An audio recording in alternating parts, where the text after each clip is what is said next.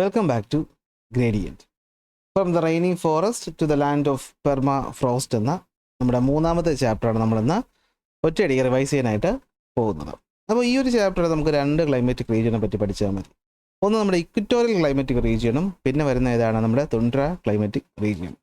അപ്പോൾ നേരെ നമ്മൾ മെയിൻ പോയിന്റുകൾ മാത്രം നമ്മൾ ഡിസ്കസ് ചെയ്ത് പോകുന്നുള്ളൂ. നമുക്കിവിടെ ആദ്യം പറയുന്നത് എന്താണെന്ന് വെച്ച് കഴിഞ്ഞാൽ ഇക്വറ്റോറിയൽ ക്ലൈമാറ്റിക് റീജിയൻ ആണ്. നമ്മുടെ ഇക്വേറ്ററിൻ്റെ ഇരുവശത്തായിട്ടും നമ്മുടെ സൗത്ത് ഈസ്റ്റ് ഏഷ്യയിലും സെൻട്രൽ ആഫ്രിക്കയിലും ആമസോൺ ബേസിലുമായിട്ട് കാണുന്ന ഈ ഒരു ഭാഗത്തിനെയാണ് നമ്മൾ എന്ത് വിളിക്കുന്നത്? ഇക്വറ്റോറിയൽ ക്ലൈമാറ്റിക് റീജിയൻ എന്ന് വിളിക്കുന്നത്. അപ്പോൾ മാപ്പുമായി മാർക്ക് ചെയ്യാനായിട്ടൊരു ചോദ്യം നമുക്ക് വേണമെങ്കിൽ ഇവിടെ നിന്ന് എന്ത് ചെയ്യാം, പ്രതീക്ഷിക്കാം. നമുക്ക് ഈ ടേം 2 മാപ്പുമായി ബന്ധപ്പെട്ട ഭാഗങ്ങൾ വളരെ കുറവാണ്. അപ്പോൾ ഇൻ ടേം 1 നിന്ന് എടുത്ത് ചോദിക്കുമോ എന്നുള്ളത് നമുക്ക് അറിയില്ല. എങ്കിലും നമുക്ക് ഇപ്പോൾ ഈ ഒരു മാപ്പ് നമുക്ക് നോക്കി വയ്ക്കണം. അപ്പോൾ എന്തുവാണ് നമ്മുടെ മാപ്പിനകത്ത് ഈ ഭാഗം ഈ സൗത്ത് ഈസ്റ്റ് ഏഷ്യയാണ്, ഇത് നമ്മുടെ സെൻട്രൽ ആഫ്രിക്കയാണ്, അതുപോലെ ഇത് എന്തുവാണ് നമ്മുടെ ആമസോൺ ബേസിനാണ്. ഇത് മൂന്നും ഇക്വറ്റോറിയൽ ക്ലൈമാറ്റിക് റീജിയനിൽ വരുന്ന ഭാഗങ്ങൾ ആണ്. അപ്പോൾ ഇത് ഏതൊക്കെ കോണ്ടിനെൻറ്റിലുണ്ട്? Asia, Africa, South America. അല്ലെ, ഏഷ്യ ഈ കാണുന്നതാണ് ഏഷ്യൻ കോണ്ടിനെൻറ്റ്, ഇത് ആഫ്രിക്ക, ഇത് സൗത്ത് അമേരിക്കയിലായിട്ടാണ് നമ്മുടെ ഇക്വറ്റോറിയൽ ക്ലൈമാറ്റിക് റീജിയൻ സ്പ്രെഡായിട്ട് കിടക്കുന്നത്. എന്താണ് പ്രത്യേകത? നമുക്കറിയാം, ഇക്വേറ്റർ എന്ന് പറയുമ്പോഴത്തേക്കും സൂര്യപ്രകാശം നല്ല രീതിയിൽ കിട്ടുന്ന സ്ഥലം ആയതുകൊണ്ട് തന്നെ ഇവിടെ ടെമ്പറേച്ചർ വളരെയധികം കൂടുതലായിരിക്കും. അതായത് ടെമ്പറേച്ചർ എന്ന് പറയുന്ന ഏതാണ്ട് നമുക്ക് ഒരു വർഷം മുഴുവനും ഏതാണ്ട് ഒരു 27 ഡിഗ്രി ആവറേജ് ടെമ്പറേച്ചർ ഇവിടെ കിട്ടും. വിൻ്റർ സീസൺ ഇവിടെ അങ്ങനെ എക്സ്പീരിയൻസ് ചെയ്യാറില്ല. അതാണ് ആദ്യം പഠിക്കേണ്ട പോയിന്റ്. ഇനി എന്തുകൊണ്ടാണ് ഇവിടെ വിൻ്റർ ഇല്ലാത്തതെന്ന് ചോദിച്ചാൽ ഇപ്പോൾ പറഞ്ഞത് തന്നെയാണ് കാര്യം. നമുക്കിവിടെ സൂര്യപ്രകാശം അല്ലെങ്കിൽ ഇൻസുലേഷൻസ് വെർട്ടിക്കലായിട്ട് വർഷം മുഴുവൻ കിട്ടുന്നത് കാരണം നമുക്ക് മഞ്ഞ് വീഴ്ച അല്ലെങ്കിൽ ഈ പറയുന്ന ഒരു ശൈത്യം ഇവിടെ ഉണ്ടാകാറില്ല. അത്രയേ ഉള്ളൂ. മോർണിംഗ് എന്ന് പറയുന്ന ടെമ്പറേച്ചർ മോർണിംഗ് എന്ന് പറയുന്ന ഒരു മോഡറേറ്റ് ടെമ്പറേച്ചർ ആയിരിക്കും. ഉച്ചയാകുമ്പോഴത്തേക്കും അത് ഒരുപാട് കൂടും. അങ്ങനെ ഹൈ ഇവോപ്പറേഷൻ ഉണ്ടാകും. അങ്ങനെ ഇവിടെ പ്രധാനമായിട്ടും മഴ പെയ്യും. ഇക്വറ്റോറിയൽ ക്ലൈമാറ്റിക് റീജിയനിൽ ഏതൊക്കെ മഴയാണ് കിട്ടുന്നതെന്ന് ചോദിച്ചാൽ നമുക്ക് 3 മഴകൾ പറയണം. ഒന്ന് കൺവെക്ഷൻ റെയിൻഫോൾ ഉണ്ട്, പിന്നെ ഓറോഗ്രാഫിക് റെയിൻഫോൾ ഉണ്ട്, പിന്നെ ഉള്ള സൈക്ലോണിക് റെയിൻഫോളും ഉണ്ട്. അപ്പോൾ rainfall in equatorial climatic region ചോദിക്കാവുന്നൊരു ചോദ്യമാണ്. അപ്പോൾ നമുക്കറിയാം, സൂര്യപ്രകാശം നന്നായിട്ട് കിട്ടുന്നത് കാരണം എന്താണ്? ഹൈ റേറ്റ് ഓഫ് ഇവോപ്പറേഷൻ ആണ്. അതുകൊണ്ട് തന്നെ നമുക്ക് എന്ത് പറ്റും? ഉച്ചയ്ക്ക് ശേഷമുള്ള കൺവെക്ഷൻ റെയിൻഫോൾ ഇവിടെ കിട്ടാറുണ്ട്. അപ്പോൾ ഇക്വറ്റോറിയൽ ക്ലൈമാറ്റിക് റീജിയൻ എന്ന് പറയുന്നത് എന്താണ്? നല്ല രീതിയിൽ മഴ കിട്ടുന്ന ഒരു ഭാഗമാണ്. 175 സെൻറ്റിമീറ്റർ മുതൽ 250 സെൻറ്റിമീറ്റർ വരെ ആനുവൽ റെയിൻഫോൾ ഈ റീജിയനിൽ കിട്ടാറുണ്ട്. ഹൈ ഇവോപ്പറേഷൻ റേറ്റ് തന്നെയാണ് ഇതിൻ്റെ കാരണമെന്ന് പറയുന്നത്. അങ്ങനെ കൺവെക്ഷൻ റെയിൻഫോൾ കിട്ടും. അതിന് പുറമെ ഓറോഗ്രാഫിക് റെയിൻഫോൾ ഉണ്ടാകാറുണ്ട്. എവിടേക്കെന്ന് വെച്ച് കഴിഞ്ഞാൽ നമ്മുടെ ഇന്തോനേഷ്യയിലെയും ആഫ്രിക്കയിലെയും മൗണ്ടൻസ് ഉള്ള റീജിയനുകളിലാണ് നമുക്ക് എന്ത് എക്സ്പീരിയൻസ് ചെയ്യുന്നത്? ഓറോഗ്രാഫിക് റെയിൻഫോൾ എക്സ്പീരിയൻസ് ചെയ്യുന്നത്. ഇനി എങ്ങനെ സൈക്ലോണിക് റെയിൻഫോൾ ഉണ്ടാകുന്നതെന്ന് വെച്ച് കഴിഞ്ഞാൽ നമ്മുടെ ഡോൾഡ്രംസ് കാരണം അവിടെ എന്ത് പറ്റാറുണ്ട്? Air current. Okay, the atmospheric disturbances caused by the convergence of the air current in the doldrums occasionally lead to intermittent rainfall or cyclonic rainfall. അപ്പോൾ ഇവിടെ നിന്ന് ചോദിക്കാൻ പറ്റുന്നൊരു ചോദ്യമാണ്, എന്താണ് ഡോൾഡ്രംസ് എന്ന് വെച്ച് കഴിഞ്ഞാൽ?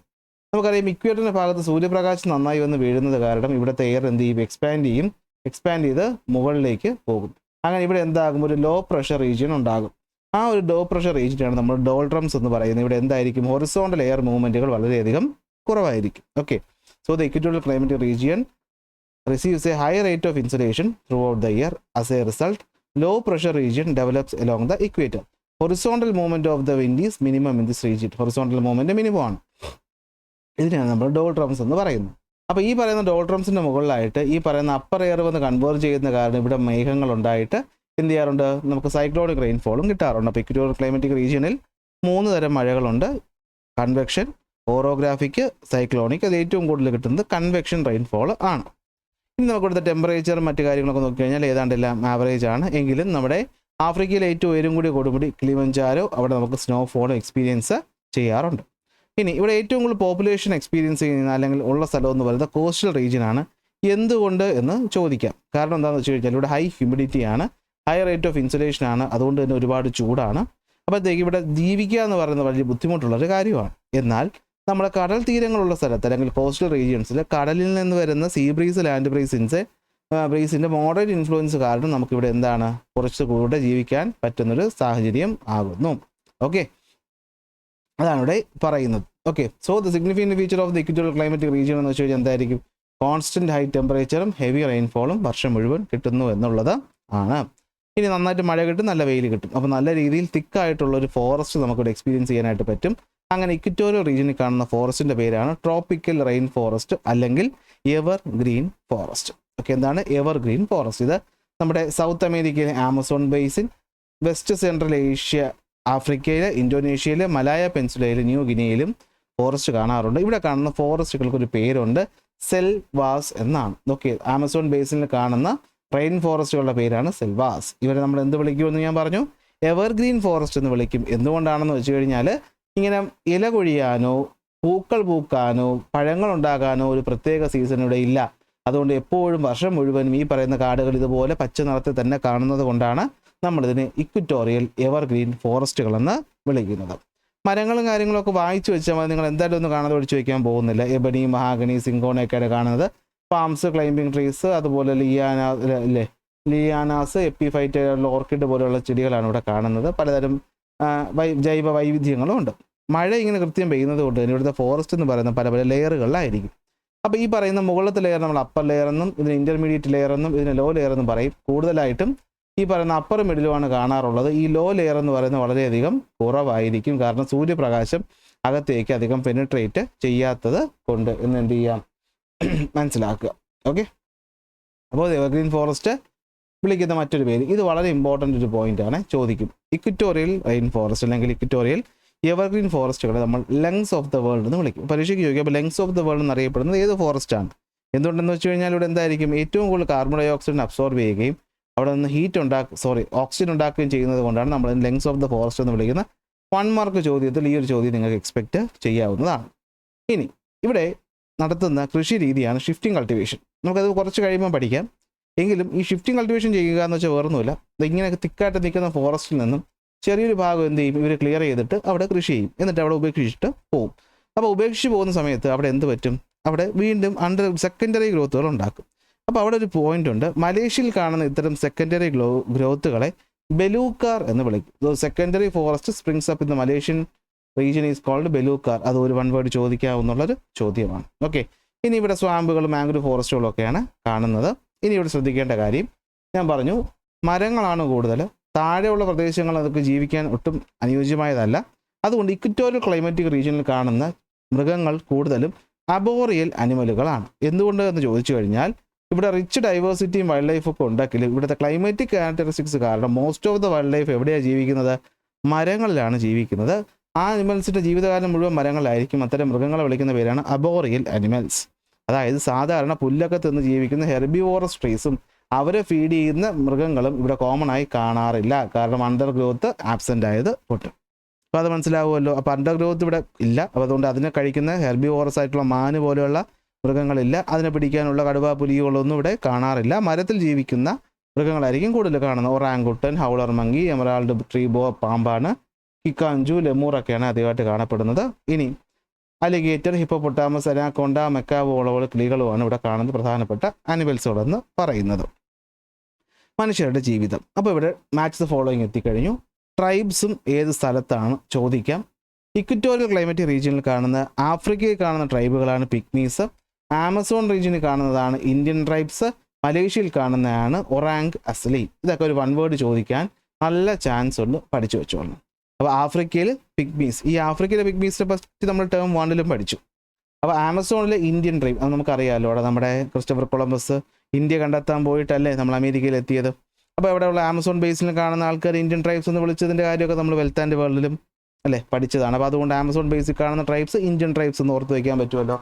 മലേഷ്യയിൽ കാണുന്നതാണ് ഒറാങ് അസ്ലി ഓഫ് മലേഷ്യ. മലേഷ്യ എന്ന് പറയുമ്പോൾ ഏഷ്യയിലല്ലേ വരുന്നത്. അപ്പോൾ ആ ഏഷ്യയിൽ നിന്ന് ഈ പറയുന്ന അസ്ലി എന്നുള്ളത് ഓർത്ത് വെച്ചാൽ നിങ്ങൾക്ക് അവിടെ കിട്ടും. ഇനി ഇവരുടെ ജീവിത രീതികൾ. ഇവിടെ ജീവിത രീതി പറയുമ്പോഴാണ് നമ്മൾ എന്തിലോട്ട് വരേണ്ടത്, സ്ലാഷ് ആൻഡ് ബേൺ അഗ്രികൾച്ചറിലോട്ട് വരേണ്ടത്. അപ്പോൾ പ്രധാനമായിട്ടും ഹണ്ടിങ്, ഫുഡ് ഗ്യാതറിങ്ങും ഒക്കെയാണ് ഇവരുടെ പ്രധാനപ്പെട്ട, ഫിഷിങ്ങും ഒക്കെയാണ് ജീവിതമാർഗം. എങ്കിലും മോഡേൺ കൃഷി രീതികളായിട്ടുള്ള കാര്യങ്ങൾ ഇവർ, അതായത് ഇപ്പോൾ നമ്മുടെ നാട്ടിലുള്ള പോലത്തെ ഒരു കൃഷിയൊന്നുമില്ല. ഇവിടെ അവർ നടത്തുന്ന കൃഷിയുടെ പേരാണ് സ്ലാഷ് ആൻഡ് ബേൺ അഗ്രികൾച്ചർ. ഈ കാണുന്നതാണ് സ്ലാഷ് ആൻഡ് ബേൺ അഗ്രികൾച്ചർ എന്ന് പറഞ്ഞാൽ. ഇതുപോലെ ഒരു സ്ഥലത്തിന് അവർ ആദ്യം മരങ്ങളൊക്കെ വെട്ടിത്തെളിച്ചിട്ട് കാട്ടിൽ തീയിടും.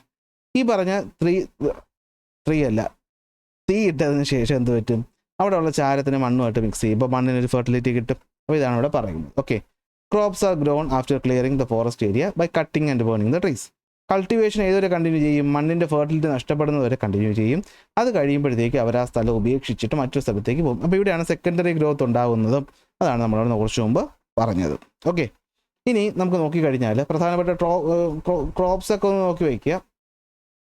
ഇനി ബ്രിട്ടീഷുകാരുടെ അല്ലെങ്കിൽ യൂറോപ്യന്മാർ ഈ സ്ഥലത്ത് വന്നെത്തിയത് കാരണം ഇവിടെ പല സ്ഥലങ്ങളിലും പ്ലാന്റേഷൻ അഗ്രികൾച്ചറുകൾ പ്രാക്ടീസ് ചെയ്യാറുണ്ട്. എന്താണ് പ്ലാന്റേഷൻ അഗ്രികൾച്ചർ?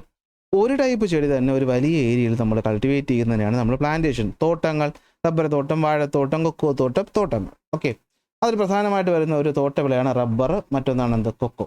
മലേഷ്യയുടെ ഒക്കെ ഭാഗത്ത്, ഏഷ്യയുടെ ഭാഗത്തൊക്കെ നമ്മുടെ റബ്ബറുണ്ട്. എന്നാൽ നമ്മൾ ഈ പറയുന്ന ഇക്വറ്റോറിയൽ റീജിയൻ കൾട്ടിവേറ്റ് ചെയ്യുന്ന മറ്റൊന്നാണ് കൊക്കോ. ആഫ്രിക്കൻ റീജിയനിലൊക്കെ cocoa, African cocoa, Brazilian cocoa ഒക്കെ നിങ്ങൾ കേട്ടിട്ടുണ്ടായിരിക്കും, ഭയങ്കര ഫേമസ് ആയിട്ടുള്ള കാര്യമാണ്. ഇനി മറ്റൊന്നാണ് നമ്മുടെ പാം ഓയിൽ കൾട്ടിവേഷൻ, ഇന്തോനേഷ്യയിലും ഉണ്ട്. ഇതൊക്കെയാണ് ഇവിടുത്തെ പ്ലാന്റേഷൻ അഗ്രികൾച്ചർ എന്ന് പറയുന്നത്. Palm oil, coconut, sugar cane, coffee, tea, banana, പൈനാപ്പിൾസും കൾട്ടിവേറ്റ് ചെയ്യാറുണ്ട്. അപ്പോൾ നോക്കി വയ്ക്കുക, പ്ലാന്റേഷൻ അഗ്രികൾച്ചർ എന്ന് പറയുന്നത് ഇതാണ്. ഓക്കെ, ഇനി ജീവിക്കുന്ന രീതികൾ നോക്കിയാൽ പലരും ഇതുപോലെയുള്ള മണ്ണുകൾ കൊണ്ടുള്ള കുടിലുകളിലാണ് ജീവിക്കുന്നത് എന്ന് പറഞ്ഞ് ഇക്വറ്റോറിയൽ റീജിയനിലുള്ള എല്ലാവരും ഇതുപോലെയുള്ള കുടിലിൽ താമസിക്കുന്ന ട്രൈബ്സ് എന്ന് വിചാരിക്കരുത്. അവിടെയും ഡെവലപ്പായിട്ടുള്ള പല പല സിറ്റികൾ നമുക്ക് കാണാനായിട്ടും സാധിക്കും. ഓക്കെ, ഇതൊക്കെ കണ്ടോ, Iquitos, Bogota, Amazon forest, Manaus city കണ്ടോ, ഇവിടെയൊക്കെ ഒരു ഫോറസ്റ്റ് കണ്ടോ, സിറ്റി ഏരിയയും അവിടെ ഉണ്ട്. സിംഗപ്പൂരും ഒക്കെ ഇതിന് ഉദാഹരണങ്ങളാണ്. ഓക്കെ, ഇനി ഇവിടെ ഏറ്റവും കൂടുതൽ എസ്സേ ചോദിക്കാൻ ചാൻസ് ഉള്ള ഭാഗമാണ് ഇക്വറ്റോറിയൽ ക്ലൈമാറ്റിക് റീജിയനിലെ പ്രധാനപ്പെട്ട ചലഞ്ചസ്. എൻ്റെ മനസ്സ് പറയുന്നു ഇത് ഉറപ്പായിട്ട് ഒരു എസ്സേ ചോദ്യമായിട്ട് നിങ്ങൾക്ക് ഈ ഭാഗത്ത് നിന്ന് വരാൻ പറ്റും. അപ്പോൾ എന്തുകൊണ്ടെന്ന് വെച്ച് കഴിഞ്ഞാൽ, അപ്പോൾ ഇവിടെ അത്യാവശ്യം നല്ല ചെടിയും അത്യാവശ്യം നല്ല ക്ലൈമറ്റും അല്ലെ മഴയും ഒക്കെ കിട്ടുന്നുണ്ടെങ്കിലും ഡെവലപ്മെൻറ്റ് ഇവിടെ വളരെയധികം കുറവാണ്. അപ്പോൾ എന്തുകൊണ്ടാണ് ഡെവലപ്മെൻറ്റ് ഇവിടെ കുറവായതെന്നുള്ള കാര്യമാണ് ചലഞ്ചസ് പറയുന്നത്. ഒന്നാമത്തെ ചലഞ്ച് എന്ന് വെച്ച് കഴിഞ്ഞാൽ ഇൻസെക്റ്റുകളും പെസ്റ്റുകളും ബാക്ടീരിയകളും ഉള്ളത് കൊണ്ട് തന്നെ ഈ സ്ഥലത്ത് ഒരുപാട് രോഗങ്ങൾ വരാറുണ്ട്. ഒന്നാമത്തെ കാര്യം. അടുത്ത് തിക്കായിട്ടുള്ള ഫോറസ്റ്റ് ഉള്ളത് കൊണ്ട് തന്നെ റോഡുകൾ കൺസ്ട്രക്ട് ചെയ്യുക എന്നുള്ളതും റെയിൽവേ ലൈൻ കൺസ്ട്രക്ട് ചെയ്യുക, അത് മെയിൻറ്റെയിൻ ചെയ്യുക എന്ന് പറയുന്നത് ബുദ്ധിമുട്ടാണ്.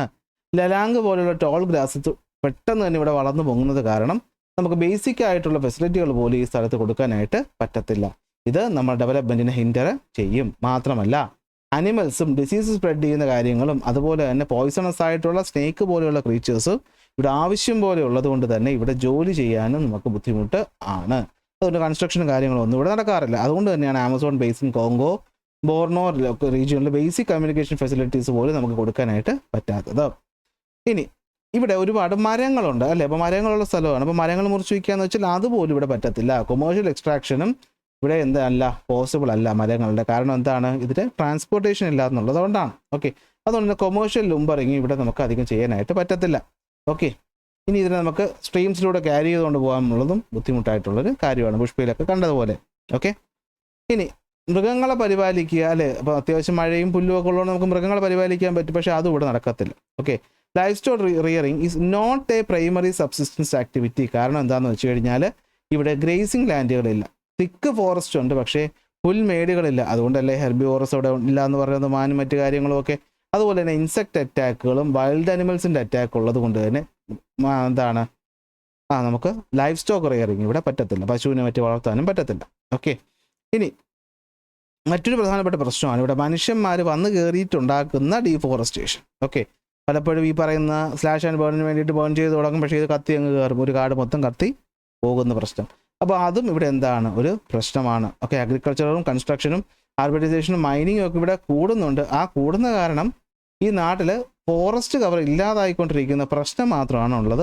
നേറ്റീവ്സിന് അവിടെ ജീവിക്കാനും പറ്റത്തില്ല. ഇവിടുന്ന് പോകുന്നവരാണെങ്കിൽ ആ സ്ഥലത്ത് നശിപ്പിച്ചുകൊണ്ടിരിക്കുക.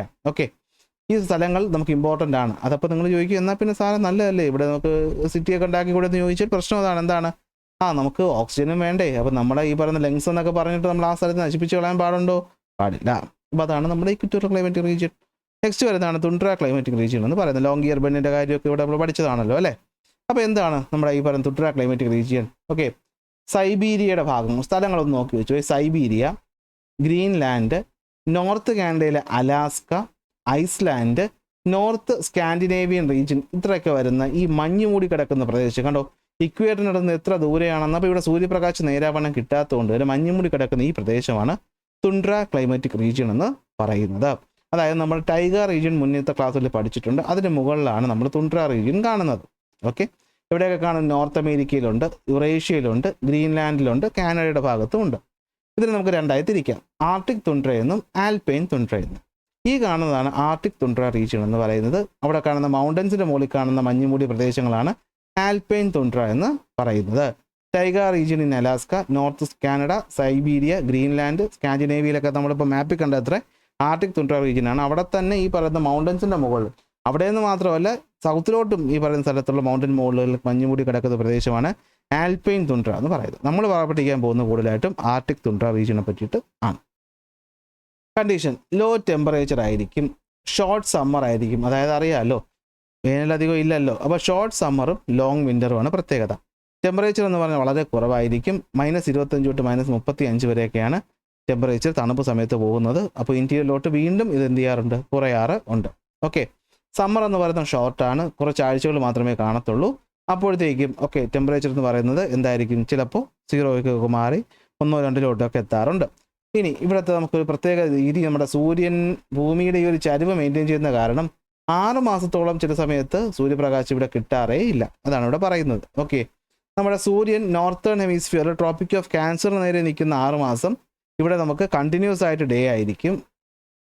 അടുത്ത് സദേൺ ഹെമിസ്ഫിയറിൽ സൂര്യൻ നിൽക്കുന്ന ട്രോപ്പിക് ഓഫ് കാപ്രിക്കോണിന് നേരെ നിൽക്കുന്ന 6 മാസവും ഇവിടെ കണ്ടിന്യൂസ് എന്തായിരിക്കും, നൈറ്റ് ആയിരിക്കും ആർട്ടിക്കിൻ്റെ ആ ഒരു ഭാഗത്ത്. നമ്മുടെ ഈ പറയുന്ന അതിൻ്റെ കാര്യം ഞാൻ മുമ്പത്തെ ക്ലാസ്സിൽ പറഞ്ഞു വന്നു. സൂര്യപ്രകാശം നേരെ വീഴാത്തതും ഭൂമിയുടെ ചരിവ് കൊണ്ടാണിത് പറ്റുന്നത്, പാരലലിസം ഓഫ് എർത്ത് ആക്സിസ് കൊണ്ട്. ഓക്കെ, ഇവിടെ പ്രസിപ്പിറ്റേഷൻ എന്ന് പറയുന്നത് സ്നോയുടെ ഫോമിലാണ്. അതായത് എന്തില്ല, മഴത്തുള്ളികളല്ല, മഞ്ഞ് വീഴ്ചയേ ഉള്ളൂ. ഇവിടെ കാണുന്ന സ്ട്രോങ് ആയ സ്നോ സ്റ്റോമിനെ വിളിക്കുന്ന പേരാണ് ബ്ലിസാർഡ്സ്. ഓക്കെ, ആവറേജ് ടെമ്പറേച്ചറും കാര്യങ്ങളൊക്കെ നോക്കുക. ഇനി ഇവിടുത്തെ നാച്ചുറൽ വെജിറ്റേഷൻ വളരെ കുറവാണ്. ഓക്കെ, സ്കാൻലി ആണ് ഈ റീജിയൻ, കാരണം സൂര്യപ്രകാശം ഇല്ലാത്തത് കൊണ്ട്. പിന്നെ എന്തൊക്കെ ഇവിടെ ഉള്ളത്, lichens, hardy grasses, bushes, dwarf willow പോലെയുള്ള കുറ്റിച്ചെടികൾ മാത്രമേ ഇവിടെ എന്ത് ചെയ്യാറുള്ളൂ, കാണാറ് ഉള്ളൂ. അതാണ് നമ്മളിവിടെ പറഞ്ഞിരിക്കുന്നത്. ഓക്കെ, ഇനി ചെടികളെ പറ്റി നമ്മൾ നോക്കിക്കഴിഞ്ഞാലും അല്ലെങ്കിൽ മൃഗങ്ങളെ പറ്റി നോക്കിയാലും ഈ പറയുന്ന തണുപ്പ് അഡാപ്റ്റ് ചെയ്തിട്ടുള്ള polar bear, arctic fox, arctic hare, muskox പോലെയുള്ള ജന്തുക്കളെ ഇവിടെ കാണാറുള്ളൂ. മറ്റ് സാധാരണ മൃഗങ്ങളൊന്നും തന്നെ ഇവിടെ കാണാറില്ല. ഹ്യൂമൻ ലൈഫ് നോക്കുമ്പോൾ തന്നെ നമുക്കറിയാം സ്പാഴ്സ്ലി പോപ്പുലേറ്റഡ് ആണ്. ഇത്രയും കണ്ടീഷനിൽ ഇവിടെ ആരും ജീവിക്കാറില്ല. കൂടുതലും കോസ്റ്റൽ റീജിയൻസിൽ മാത്രമാണ് ഇവിടെയും ഇക്വറ്റോറിയയിലും ഇവിടെയും ആൾക്കാർ ജീവിക്കുന്നത്. പ്ലേറ്റ്യൂസ് ആൻഡ് മൗണ്ടൻസ് എന്ന് പറഞ്ഞാൽ പെർമനൻ്റ്ലി സ്നോ കവറിലായിരിക്കും. അതുകൊണ്ട് തന്നെ അത് അൺഇൻഹാബിറ്റഡ് ആയിരിക്കും. ഇവിടെ നിന്ന് ചോദിക്കാൻ പറ്റുന്ന ഒരു മാച്ച് ദ ഫോളോയിങ് ചോദ്യമാണ് ഈ പറയുന്ന ഏരിയയും അവിടുത്തെ ട്രൈബും. എൻ്റെ മനസ്സിൽ തോന്നുന്നു ഇവിടെ നിന്നൊരു ചോദ്യം ഉണ്ടാകാം. നോക്കി വെച്ചോ. ഗ്രീൻലാൻഡ്, നോർത്ത് കാനഡ, അലാസ്ക ഭാഗത്ത് നമ്മുടെ ഈ പറഞ്ഞ അമേരിക്കയുടെ മുകളിൽ കാണുന്ന സ്ഥലത്തുള്ള ഈ സ്ഥലത്ത് ജീവിക്കുന്ന ആൾക്കാർ വിളിക്കുന്ന പേരാണ് എസ്കിമോകൾ അല്ലെങ്കിൽ ഇനിയൂട്ടുകൾ എന്ന്. നോർത്ത് ഫിൻലാൻഡ്, സ്കാൻഡിനേവിയയുടെ ഭാഗത്താണെങ്കിൽ അവരെ ലാപ്പാസ് എന്ന് വിളിക്കും. ലാപ്പാസ് അല്ല ലാപ്സ് എന്ന് വിളിക്കും. സൈബീരിയയുടെ ഭാഗത്താണെങ്കിൽ സമോയോട്സ് എന്ന് വിളിക്കും. അപ്പോൾ സൈ വെച്ച് സൈ നമുക്ക് ഓർക്കാൻ പറ്റും. ലെന ബേസിനിൽ യാക്കൂട്സ് എന്ന് വിളിക്കും. നോർത്ത് ഈസ്റ്റ് ഏഷ്യയിൽ കോറിയാക്സ് അല്ലെങ്കിൽ എന്താണ് ചുക്ചികളെന്ന് വിളിക്കുന്നത് ഇവരെയാണ്. അപ്പോൾ ഒരു മാച്ച് ദ ഫോളോയിങ് വരാമെന്നുള്ളത് കൊണ്ട് എന്തെങ്കിലും ഒരു കോഡ് വെച്ച് നോർത്ത് വയ്ക്കുന്നത് നല്ലതായിരിക്കും എന്നാണ് എനിക്ക് തോന്നുന്നത്. ഓക്കെ, ഒന്നുകൂടെ നോർത്ത്, അതായത് നമ്മുടെ അമേരിക്കയുടെ മുകളിലത്തെ ഭാഗത്ത് കാണുന്ന അവിടെ ഗ്രീൻലാൻഡ് വരും, നോർത്ത് കാനഡ വരും, അലാസ്ക വരും, എസ്കിമോകൾ അല്ലെങ്കിൽ ഇനിയൂട്ടുകൾ. ഫിൻലാൻഡ്, സ്കാൻഡിനേവിയ, യൂറോപ്പിൻ്റെ മുകളിലായിട്ട് ലാപ്സ് എന്ന് വരും. സൈബീരിയയിൽ സമോയോട്സ്, ലെന ബേസിനിലാണെങ്കിൽ യാക്കുട്സ്, നോർത്ത് ഈസ്റ്റ് ഏഷ്യയിലാണെങ്കിൽ കോറിയാക്സ് അല്ലെങ്കിൽ ചുങ്ചി എന്ന് വിളിക്കും. ഇനി ഇവിടുത്തെ ജീവിത രീതി പ്രധാനമായിട്ടും എന്താണ്, ഹണ്ടിങ്ങും ഫിഷിങ്ങുമാണ് ഇവിടുത്തെ പ്രധാന ജീവിത രീതികളെന്ന് പറയുന്നത്. വെയില്, സിയൂൾസ്, കാരിബോകളെയൊക്കെയാണ് ഇവർ എന്ത് ചെയ്യുന്നത്, കാര്യങ്ങളൊക്കെയാണ് അവർ ഫിഷിങ്ങും കാര്യങ്ങൾ നടത്തുന്നത്. അവരുടെ തൊലികൾ ഉപയോഗിച്ച് അല്ലെങ്കിൽ ഫർ ഉപയോഗിച്ച് ക്ലോത്തൊക്കെ പ്രിപ്പയർ ചെയ്യാറുണ്ട്. ബോൺ ഉപയോഗിച്ച് വെപ്പൺസും ഉണ്ടാക്കാറുണ്ട്. ഇനി എസ്കിമോളൊന്ന് നോക്കാം. പോളാർ എസ്കിമോസ് ഓഫ് ഗ്രീൻലാൻഡ്, അതായത് നമ്മുടെ ഗ്രീൻലാൻഡ് ഭാഗം കണ്ട് ഓർക്കുന്നുണ്ടല്ലോ, അവിടെ കാണുന്ന എസ്കിമോസ് ഇപ്പോഴും പ്രിമിറ്റീവ് ജീവിതം തന്നെയാണ് ജീവിക്കുന്നത്. വിൻ്റർ സമയത്ത് അവർ ഇഗ്ലൂകളിൽ താമസിക്കുന്നു. സമ്മർ സമയമാകുമ്പോൾ അവർ പല സ്ഥലങ്ങളിലും പോയിട്ട് ടെൻ്റൊക്കെ വെച്ച് മാടങ്ങളൊക്കെ വെച്ചിട്ടാണ് ജീവിക്കുന്നത്. അടുത്ത് ഈ കഴിഞ്ഞ 60 വർഷം കൊണ്ട് ഇവരുടെ ജീവിത രീതികൾ മാറ്റം വന്നിട്ടുണ്ട്. അതായത് എസ്കിമോകൾ ഇപ്പോൾ എല്ലാവരും ഈ പറയുന്ന പോലെ ഇഗ്ലൂവിലൊന്നും അല്ല താമസിക്കുന്നത്. അവരും സിറ്റികൾക്കടുത്ത്, സിറ്റികളെന്നല്ല എങ്കിലും കുറച്ച് ഡെവലപ്മെൻറ്റ് ഇവിടെ വന്നിട്ടുണ്ട്. സ്പീഡ് ബോട്ടുകളും അവരുടെ ട്രഡീഷണൽ കയാക്കുകൾക്കൊക്കെ പകരം ഈ പറയുന്ന സ്പീഡ് ബോട്ടൊക്കെ ഉപയോഗിക്കുന്നുണ്ട്. കുട്ടികളെ സ്കൂളിലോട്ടൊക്കെ അയക്കുന്നുണ്ട്. ഫർ ബിയറിങ് ആനിമൽസിനെ അവർ കൊമേഴ്ഷ്യലായി വളർത്താറുണ്ട്. കണ്ടോ, റെയിൻഡിയർ ഫാം. അതുപോലെ എസ്കിമോകൾ കുട്ടികൾ സ്കൂളിലൊക്കെ പോകുന്നുണ്ട്. ഇനി നമ്മുടെ ഏഷ്യയിലുള്ള ഭാഗത്തുള്ള യുറേഷ്യൻ തുണ്ട്ര റീജിയനിൽ ആൾക്കാർ ഇപ്പോഴും നൊമാഡിക് ലൈഫ് തന്നെയാണ് ജീവിക്കുന്നത്. റെയിൻഡിയറുകൾ അവർ വളർത്താറുണ്ട്. സൈബീരിയൻ തുണ്ട്ര റീജിയനിൽ നമുക്ക് ലാർജ് ഫാംസ് ഇപ്പോൾ എസ്റ്റാബ്ലിഷ് ചെയ്ത് തുടങ്ങിയിട്ടുണ്ട്. Okay, mining in the തുണ്ട്ര region result in the development of new development. ഈ ഭാഗത്ത് കാണുന്ന മൈൻസ്, മിനറൽസുകളുണ്ടല്ലോ, അപ്പോൾ ഈ മിനറൽസുകൾ നമ്മൾ എടുക്കുന്നത് കൊണ്ട് ഇവിടെ എന്ത് ചെയ്തിട്ടുണ്ട്, ഇപ്പോൾ ചെറിയ രീതിയിലുള്ള ഡെവലപ്മെൻറ്റുകളൊക്കെ വന്നിട്ടുണ്ട്. ഇനി ഈ പറയുന്ന റീജിയനിലെ ഏറ്റവും പ്രധാനപ്പെട്ട ചലഞ്ചാണ് ഗ്ലോബൽ വാർമിംഗ് എന്ന് പറയുന്നത്. ഗ്ലോബൽ വാർമിങ്ങിലൂടെ ഇവിടുത്തെ മഞ്ഞുരുകുന്നത് കാരണം വെള്ളത്തിൻ്റെ അളവ് കൂടുമ്പോൾ ഇവർക്ക് ജീവിക്കാനുള്ള ഐലൻഡുകൾ ഇല്ലാതാവുകയാണ്. ഓക്കെ, അപ്പോൾ നമ്മുടെ ക്ലൈമറ്റിക് ചേഞ്ച് അഡ്വേഴ്സ്ലി അഫക്റ്റ് ആവുന്ന ഒരു റീജിയനാണ് ഇവിടെ എന്ന് പറയുന്നത്. അതുകൊണ്ട് എന്ത് പറ്റുന്നു, പെർമാ ഫ്രോസ്റ്റിൻ്റെ തുണ്ട്ര റീജിയൻ, ഈ പറഞ്ഞ മഞ്ഞ് മൂടി കിടക്കുന്നതുണ്ടല്ലോ, അത് മെൽറ്റ് ചെയ്ത് പോകുന്നുണ്ട്. അത് ഇവരുടെ എക്കോസിസ്റ്റത്തെയും ജീവിതത്തെയും ബാധിക്കുന്നു. ഇതാണ് ഈ ഒരു ചാപ്റ്ററിലുള്ളത്. മനസ്സിലായി കാണുമെന്ന് വിശ്വസിക്കുന്നു. സിമ്പിൾ ചാപ്റ്റർ ആണോ എന്ന് ചോദിച്ചാൽ ആണ്. അധികം പോയിന്റുകൾ നമുക്ക് മറ്റ് ചാപ്റ്ററുകൾ വെച്ച് നോക്കുമ്പോൾ ഇവിടെ ഇല്ല. എങ്കിലും ആ ട്രൈബിൻ്റെ പേരും കാര്യങ്ങളൊക്കെ ഒന്ന് ഓർത്ത് വെച്ചോളുക. അപ്പോൾ ഇത്രയേ ഉള്ളൂ നമുക്ക് ഈ ഒരു ചാപ്റ്ററിൽ. അടുത്ത ക്ലാസ്സിൽ അടുത്ത ടോപ്പിക്കായിട്ട്